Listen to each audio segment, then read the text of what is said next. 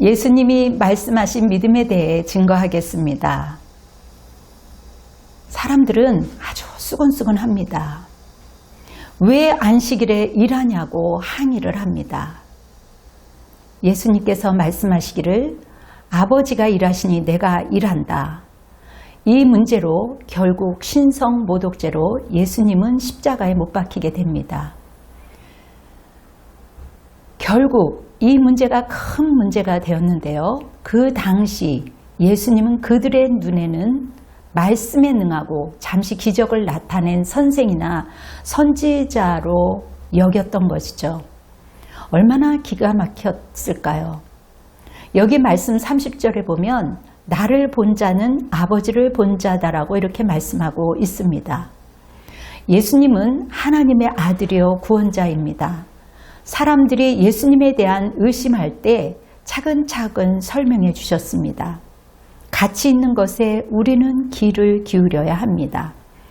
믿음을 위해 우리는 기억해야 할 것이 있는데요. 그 믿음의 가치는 4가지입니다. 첫째, 우리 멋대로 하는 것이 아닙니다. 보내신 이가 있다라는 것이지요. 예수님께서는 본인도 자신 마음대로 하는 게 아니라 오직 하나님 그분의 일을 하는 것이며 하나님이 보내신 것이라고 말씀하고 있습니다. 그러므로 내 취향대로 내 멋대로 하는 것이 아니라 오직 하나님 그분의 일을 하는 것이라는 거죠. 하나님이 부르신 일을 할 때 권세가 있습니다. 하나님의 콜링이 있으면 힘 있는 것이지요. 나는 연약하고 부족하지만 주님이 하시는 부르심이 있기 때문에 버거워도 끝까지 참고 가는 것입니다. 그러나 우리는 가고 싶은 것만 가려고 하는 특성이 있는데요. 부르심으로 살아야 되겠죠. 우리가 원하는 것, 우리가 하고 싶은 것만 하는 것이 아니라 크리스찬은 부르지 않을 때 주님의 사인이 없을 때는 그냥 버티는 것입니다. 내가 뭔가 하려고 하는데 급히 서두를 필요가 없는 것이죠. 내가 움직이는 것, 내가 내 마음대로 할 때는 돌이킬 수 없는 그러한 상황이 생기게 됩니다. 구약에 불기둥, 구름기둥이라는 말씀이 있습니다. 이 내용은 버티라는 것이죠. 기다리라는 것입니다. 왜 기다리가 해요? 인내의 근육도 생기지만 우리의 방향을 제대로 알려주기 위해 기다리라는 인내를 경험케 하는 것입니다. 이런 예가 성경에 있는데요. 사도 바울이 사역지를 위해 강구할 때 아시아로 가려고 하니 성령이 막았습니다.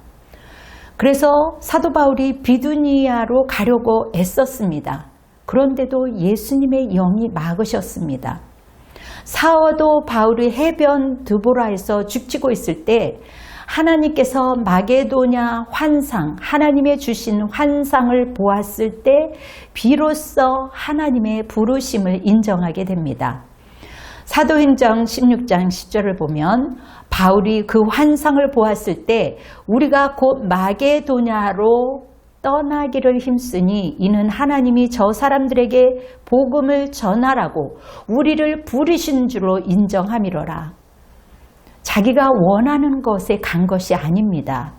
부르심 따라 가는 것입니다. 우리 인생도 하나님의 부르시는 것은 힘이 있어요. 하나님이 기다리라 하면 깊은 뜻이 있겠지 하고 기다리면 됩니다. 여러분, 기다림은 우리에게 튼튼한 근육이 생기게 하고 굳건한 믿음을 가져다 줍니다. 서두르면 인간적인 이스마엘을 낳겠지만 기다리면 믿음의 대를 잇는 이삭을 낳게 됩니다. 길지 않는 짧은 인생에 인생 낭비하지 말고 이삭을 낳아야 합니다.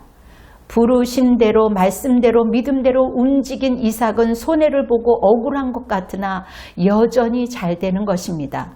그러므로 우리는 그분의 뜻을 살피고 기다려야 합니다. 이처럼 사도 바울의 부르심은 우리가 어떻게 살아가야 하는지 가이드가 되는 것입니다. 자기 멋대로 움직이는 것은 어리석은 일이죠. 빠른 것 같고 성공할 것 같지만 그렇지 않습니다. 예수님도 부르심에 의해 일하셨습니다. 예수님은 공생애 때 충분한 일을 하셨습니다. 기도하는 가운데 끊임없이 부르심에 대해 확인하고 물어보는 것입니다. 이것이 허송세월이 아닌 것이지요. 더딘 것 같아도 하나님의 부르심에 따라가는 것만이 사는 것입니다. 성경 30절 32절을 읽겠습니다. 내가 아무것도 스스로 할 수 없노라. 듣는 것도 심판하노니 나는 나의 뜻대로 하려 하지 않고 나를 보내신 이의 뜻대로 하려 함으로 내 심판은 의로우니라. 내가 만일 나를 위하여 증언하면 내 증언은 참되지 아니하되 나를 위하여 증언하시는 이가 따로 있으니 나를 위하여 증언하시는 그 증언이 참인 줄 아노라. 여러분, 예수님은 자기 스스로가 아니라 자기를 보내시는 분을 위하여 일했습니다. 그리고 나를 믿기를 바란다라는 것입니다. 우리 예수님은 부르심으로 사셨습니다. 부르심에 응답하면 진짜예요. 하나님의 부르심은 은혜와 축복이 있습니다. 둘째, 선지자의 말씀은 등불 역할을 합니다. 진짜 선지자의 말씀을 들으면 지름길이에요. 여러분, 암흑기 400년이 지난 후 세례 요한이 나타났습니다. 그는 매우 투박하고 거칠지만 신실함과 영성이 있기에 사람들이 그를 인정합니다.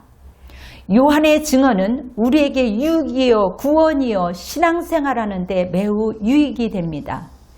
구원을 받고 또 우리에게 등불 역할을 하고 있기 때문에 세례 요한은 우리의 이정표요 또 등불인 것입니다.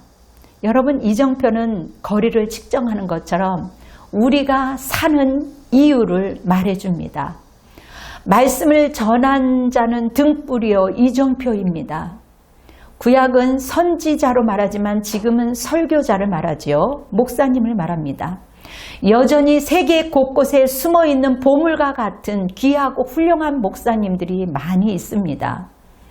하나님이 보낸 자로 말씀 전하는 자는 기도와 말씀으로 사는 것입니다.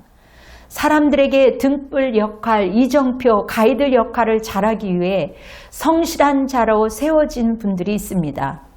목회자의 말씀을 등불 역할을 하기 때문에 하나님의 말씀을 전하는 자로 그 귀한 사람임을 신뢰할 때 많은 유익이 있는 것입니다.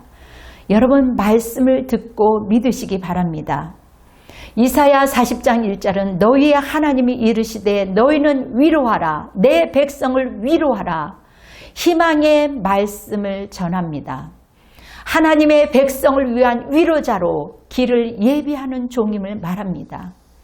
설교자는 오로지 예수님을 소개하는 가이드요 방향과 이정표를 믿는 것입니다.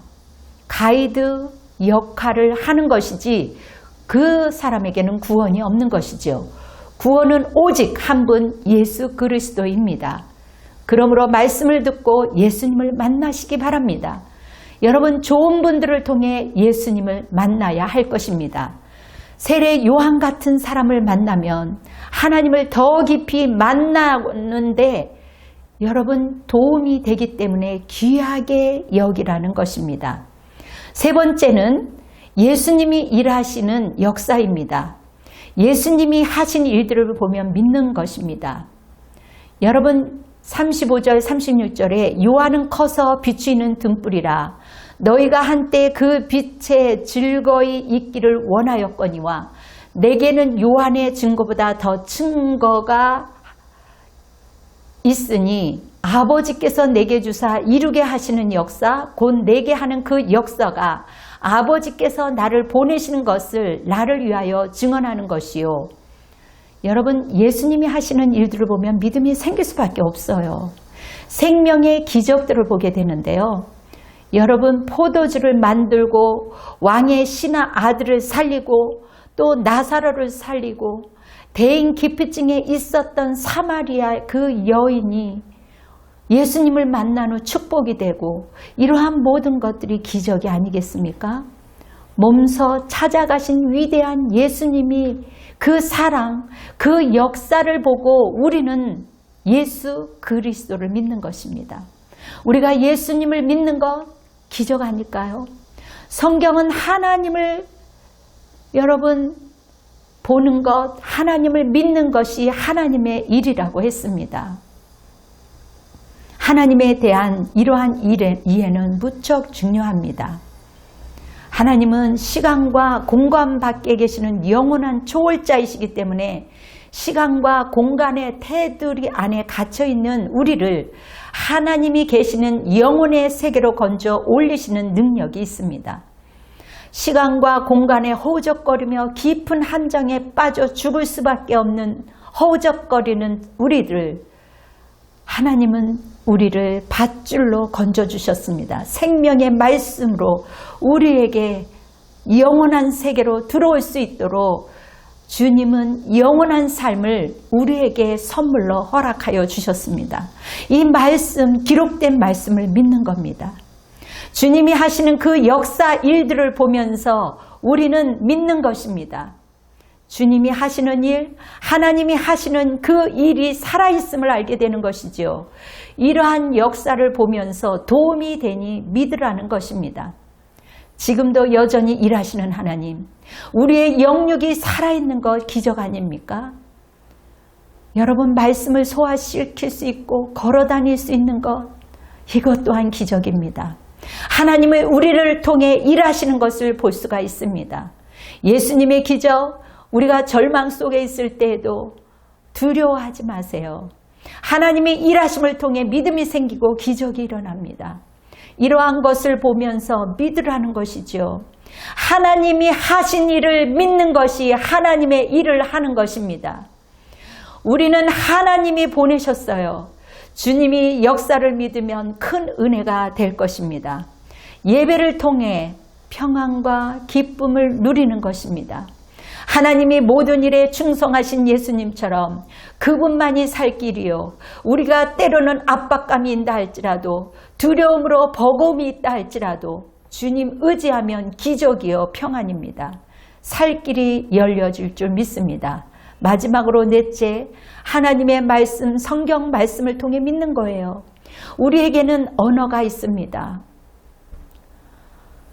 그 말씀이 너희 속에 거하지 아니하니 이는 그가 보내시는 이를 믿지 아니함이라. 너희가 성경에서 영생을 얻는 줄 생각하고 성경을 연구하거니와 이 성경이 곧 내게 대하여 증언하는 것이니라. 그러나 그의 글도 믿지 아니하거든 어찌 내 말을 믿겠느냐. 우리에게는 동물과 다르게 말을 하는 언어가 있습니다. 언어는 깊이와 깨달음을 줍니다. 소통도 되고 전달이 가능하죠. 영적으로 하나님과 소통하기 위해서는 성경 언어가 필요합니다. 인간에게는 언어가 있어요. 영적으로 하나님과 만남을 위해서는 성경 언어가 절대 필요합니다. 그래야 잘 들리죠. 이 언어 말씀은 예수님입니다. 말씀으로 채워지면 그때부터 주님이 우리 가운데 일하기 시작합니다. 일하시기 시작하죠. 할 수 있는 것은 순종하고 할 수 없는 것은 맡기면 되는 겁니다. 말씀이 깨닫게 되고 계속 훈련되면 말씀이 우리 안에 들어오면 새로운 역사가 일어나요. 말씀을 먹으면 인생을 아끼고 사는 방법을 알게 됩니다. 여러분 육의 양식으로 배불러 하지 마시고 영의 양식으로 배를 채워보세요. 비로소 믿음이 우리 속에서 일하시기 시작합니다. 이것이 예수님의 말씀이에요. 성경 언어가 내 안에 들어오도록 연속해서 생각이 날 수 있도록 그렇게 할 때 하나님이 주신 파워가 일어납니다. 성경의 언어가 내 속에 들어오면 새로운 세계가 열리고 새로운 일들이 생깁니다. 말씀 전체가 확 들어오시기를 바랍니다. 여러분 이어령 박사 그분이 말씀하시는 거 기록한 것을 보면 말로 만나는 것입니다. 하나님은 말씀으로 오셨기에 말씀을 통해 역사하신 것처럼 우리가 외국어를 알아가는 것처럼 단어, 뜻 이러한 뉘앙스가 이해가 되는 것처럼 말씀이 욕심이 생기길 바랍니다. 말씀을 만나면 믿음이 생깁니다. 말씀은 능력이에요. 하나님이 함께 하시기 때문입니다. 여러분, 믿음은 보고 들으면서 나요. 성경을 통해서 예수님을 믿는 겁니다. 말씀 없이 하는 것은 엉터리예요. 성경에 능통해지면 말씀을 들을 때 믿어지는 것이고 그 말씀이 가슴에 꽂힐 때가 있는 것입니다. 여러분, 마귀가 가장 싫어하는 것은 말씀의 건의예요. 이처럼 믿음은 보내심이 있어야 합니다. 우리 멋대로 하는 것이 아니라 부르심에 순종하는 것입니다. 내 방법이 아니라 부르심대로 이정표를 따라가는 것이죠. 그들이 듣든지 아니 듣든지 우리는 복음을 외쳐야 합니다. 어두웠던 시절에 세례 요한이 예수님의 등불 역할을 한 것처럼 이 시대에도 훌륭한 목사님들이 등불 역할을 하니 믿음이 자라게 하는 것입니다. 성령이 하시는 것, 예수님이 행하셨던 그 역사를 보고 믿는 것입니다. 이 모든 것에 플러스한 것은 말씀입니다. 믿음은 오직 말씀입니다. 우리가 믿고 먹을 만큼 복음을 전하고 사나 죽으나 기도하며 말씀이 풍부해지는 것처럼 부한 것이 어디 있겠습니까? 성경의 언어가 내 안에 들어오면 능력이 나갈 줄 믿습니다. 성경에 능한 자가 되어 새로운 시대에 믿음으로 세워져 쓰임받기를 예수님의 이름으로 축원합니다. 아멘. 여러분, 다 같이 기도함으로 예배를 마무리하겠습니다. 주님, 오늘도 주님의 얼굴을 구합니다. 아버지의 말씀 앞에 순복하게 허락하여 주시고 주님이 하신 그 기적을 보며 말씀 가운데 하나님 온전히 어린아이와 같이 믿는 순전한 믿음을 갖게 허락하여 주시옵소서. 주님의 영광이 아버지 말씀 가운데 임하기를 원합니다. 우리는 이제는 우리 주 예수 그리스도의 은혜와 하나님의 극진하신 사랑과 성령님의 역사하심이 말씀을 듣는 자들이 살아나게 하시며 이 땅에 아버지 하나님 가난한 자와 힘든 자들 또 전쟁 속에 있는 사람들 하나님 위정자들과 이 민족 이외에 또 우크라이나 하나님 전쟁 속에 있는 그 가여운 사람들에게 열방 위에 지금으로부터 영원토록 함께 할지어다. 아멘. 주님께 영광의 박수를 올려드리겠습니다. 여러분 승리하십시오.